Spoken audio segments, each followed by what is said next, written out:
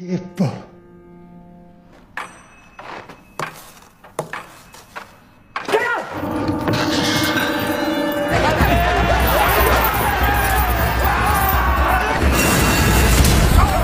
Assalamualaikum, halo teman-teman, kita bertemu lagi. Kali ini kita akan melanjutkan film Squid Game part yang keempat. Di part sebelumnya, kelompok Song Ki-hun yang sedang bermain tarik tambang yang melawan kelompok lain hampir saja kalah. Lalu Sang Wo memberi aba-aba kepada kelompok mereka agar maju 3 langkah ke depan agar para pemain lawan terjatuh. Oke, tanpa lama-lama langsung saja kita masuk ke alur ceritanya. Kemudian kita diperlihatkan kelompok Song Ki-hun masih berjuang untuk memenangkan permainan tarik tambang. Sang Wo yang memberi aba-aba dalam hitungan ketiga mereka untuk maju bersama-sama 3 langkah ke depan untuk menjatuhkan lawan. Benar saja, setelah mereka melakukan hal tersebut, akhirnya pihak lawan terjatuh.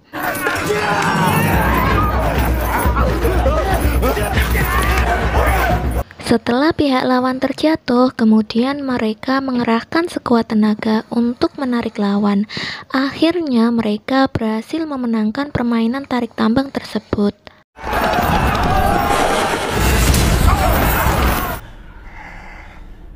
Saat kelompok Song Ki-hun kembali ke ruangan pemain, Doksu tampak kesal karena Miryong berhasil selamat dari permainan tersebut, meski kelompok mereka salah satu kelompok yang paling lemah.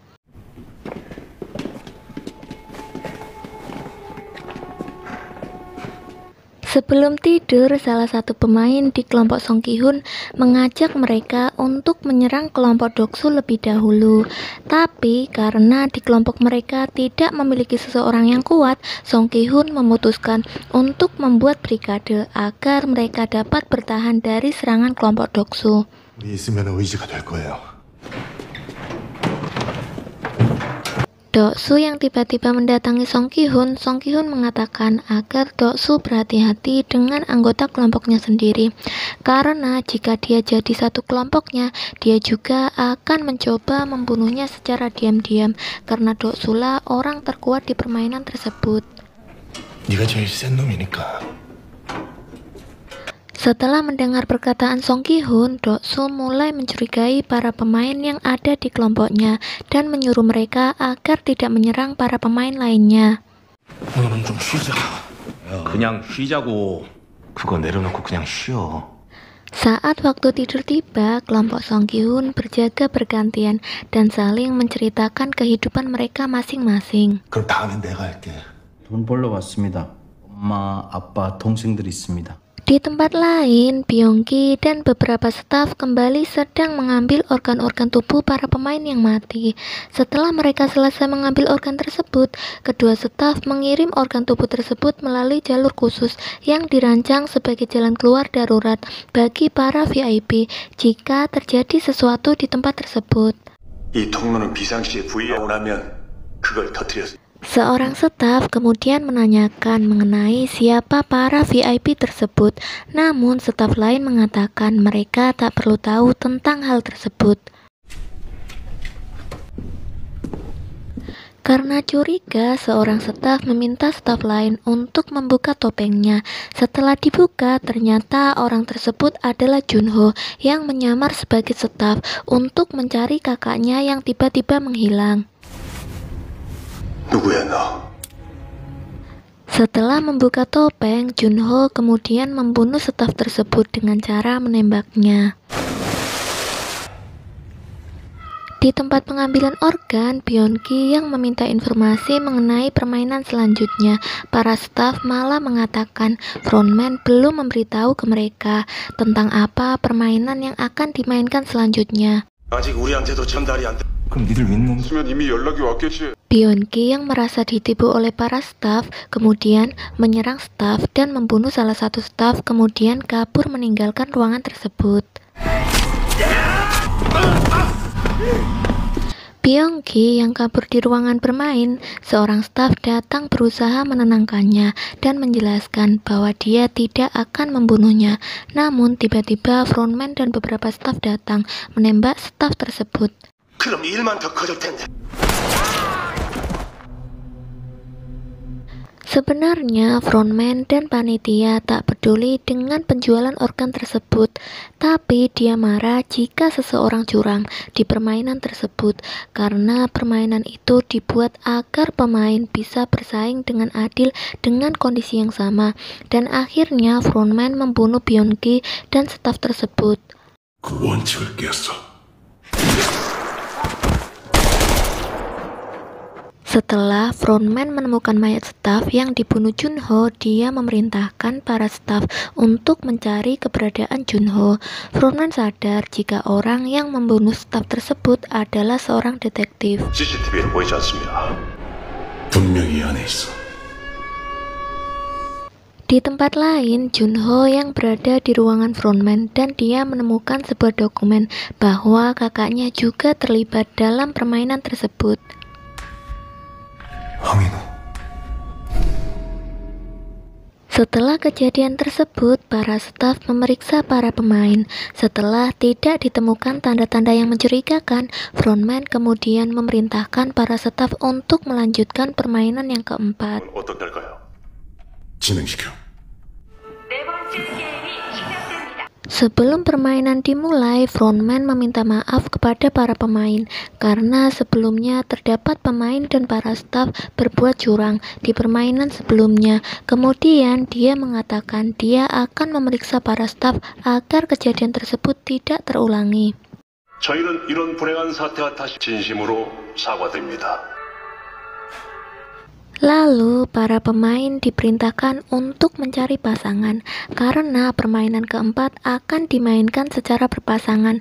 Hal tersebut membuat keributan di kelompok Song Ki-hun karena para pria yang berada di kelompoknya tidak mau berpasangan dengan para wanita dan kakak Ilnam yang mereka anggap orang lemah. 맞습니다.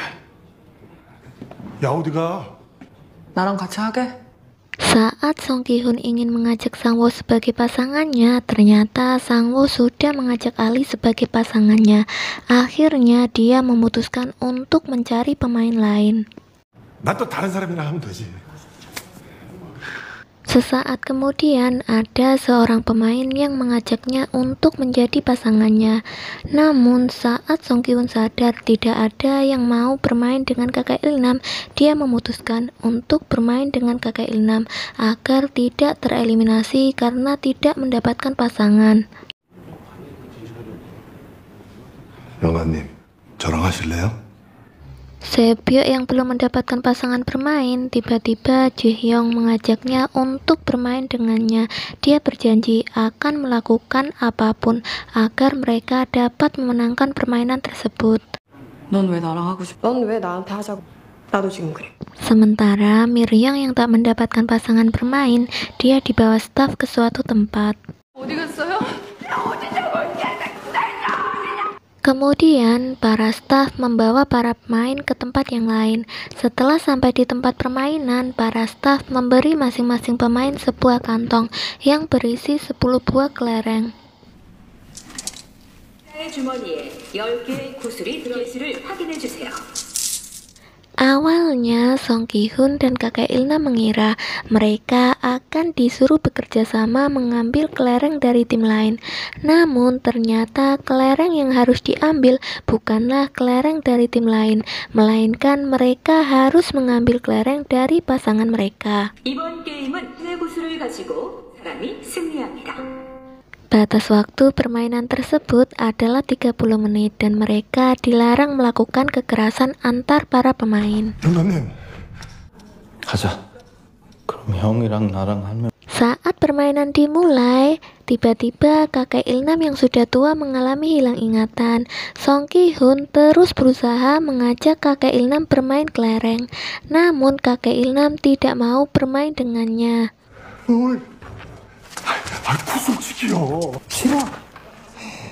Karena kakek Ilnam tidak mau bermain, Song Ki-hun yang emosi dia membentak kakek Ilnam agar mau bermain dengannya, dan akhirnya kakek Ilnam bersedia bermain dengannya.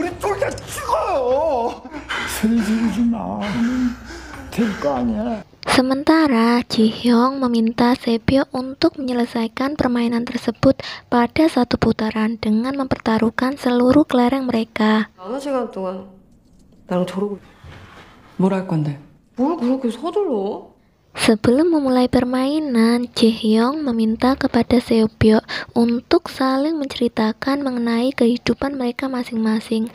Mereka akhirnya saling menceritakan kehidupan mereka masing-masing. 아버지는 강을 건너다 총에 맞아 어머니는 중국에서 공안들한테 잡혀서 다시 Setelah Ji-hyung mengetahui Sebyo yang selama ini tidak pernah bahagia, dia berjanji akan mengajaknya untuk bersenang-senang bersama. Namun hal tersebut tidak akan terwujud karena setelah permainan tersebut salah satu dari mereka akan mati. 둘 다는 못 나가는구나. 그냥 갈 데가 없어서 온 거야. 여기서 나가면 뭘 할지. Setelah mereka selesai menceritakan kehidupan mereka masing-masing, mereka akhirnya memulai permainan dengan aturan siapapun yang dapat melempar kelereng paling dekat dengan tembok, maka dialah pemenangnya. 여기서 구슬을 던져서 벽에 가깝게 멈추는 쪽이 이기는 거야. 어때? Setelah Sebyo melempar kelerengnya, Ji-hyung malah sengaja mengalah dengan menjatuhkan kelereng miliknya. Melihat hal tersebut, Sebyo sangat marah karena dia tak ingin menang dengan cara seperti itu. 또 뭐 하는 거야? 내가 졌네. 이거냐? Jaeyoung yang memutuskan mengalah kepada Sebyo karena dia sudah tidak memiliki tujuan hidup, sedangkan Sebyo masih memiliki ibu dan seorang adik yang masih membutuhkan dirinya. 엄마도 만나고 동생도 찾고 제주도에 두고 가. Sebelum Jaeyoung dieksekusi, dia sempat berterima kasih karena Sebyo mau bermain dengannya dan berbicara tentang kehidupannya. 나랑 같이 해줘서. Di sisi lain, Sang-woo yang hampir kalah, dia justru menuduh Ali telah membohonginya. Padahal Ali selalu bermain jujur dalam permainan dan meminta kepada Ali mencari cara lain agar mereka berdua bisa memenangkan permainan tersebut. 내가 잘못했어, 알리. 근데 난 이렇게 죽을 수 없어. 야, 너만 나 도와주면 돼.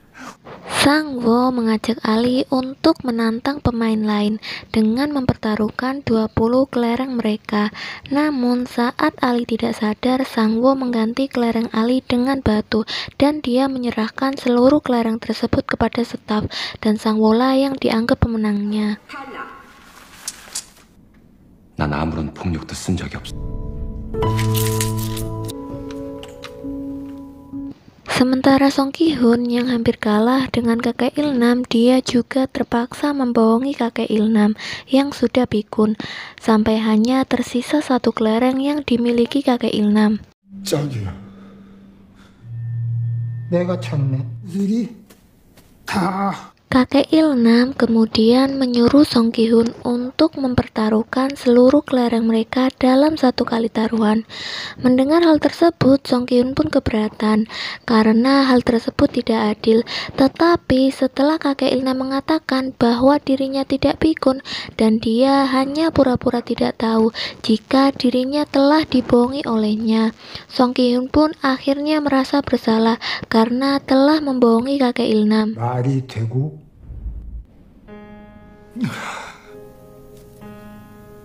Kakek Ilnam kemudian memutuskan memberikan sisa satu kelerengnya kepada Song Ki-hun dan berterima kasih karena selama ini dia mau bermain dengannya yang sudah tua dan tidak bisa apa-apa. 그동안 고마웠네. 잘 있다가. Untuk teman-teman yang sudah menonton, terima kasih ya. Jangan lupa like, komen, subscribe, dan nyalakan lonceng notifikasinya. Tunggu part selanjutnya. Sampai jumpa.